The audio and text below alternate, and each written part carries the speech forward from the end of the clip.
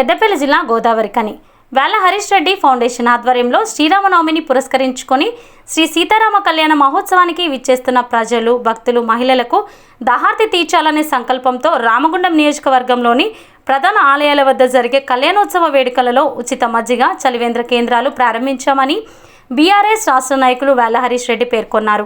శుక్రవారం 8వ కాలనీ గోదావరికని కోదండ రామాలయం, గంగానగర్, చంద్రశేఖర్ నగర్లో అన్నప్రసాదంతో పాటు గోదావరికని బస్టాండ్ సమీపంలో ఐబీ కాలనీ అభయాంజనేయ స్వామి ఆలయం వద్ద భక్తుల సౌకర్యార్థం కళ్యాణోత్సవానికి వచ్చే ప్రజలకి ఉచిత మజ్జిగ పంపిణీ చేశామని తెలిపారు.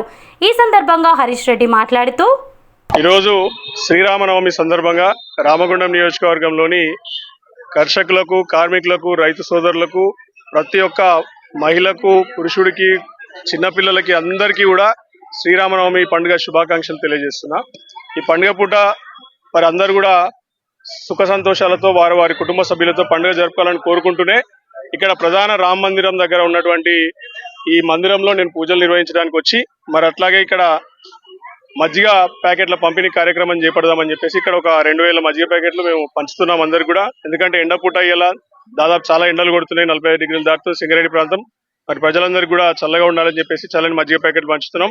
ఈ పండుగ పూట కూడా మీరందరూ మీ కుటుంబ సభ్యులతో మరి పండుగను మంచిగా జరుపుకోవాలని కోరుకుంటూనే మరి మరొకసారి కూడా రానున్న ప్రభుత్వం కేసీఆర్ గారి ప్రభుత్వం, ఎందుకంటే గడిచినటువంటి 9.5 ఏళ్ల కాలంలో కేసీఆర్ గారి హయాంలో బంగారు తెలంగాణ దిశగా సాధిస్తూ ఎంతటి ప్రగతి సాధించినాము.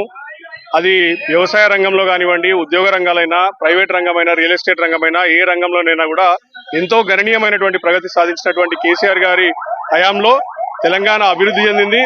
మరి మరొకసారి కూడా రానున్న పర్యాయం మళ్ళొకసారి కూడా కేసీఆర్ గారి హయాంలోనే మనం అందరం కూడా తెలంగాణని సుభిక్షంగా ఉంచుకోవాలని చెప్పేసి కోరుకుంటూ మరొకసారి రామగుండం నియోజకవర్గ ప్రజలందరికీ కూడా రామనవమి శుభాకాంక్షలు తెలియజేస్తూ జై శ్రీరామ్.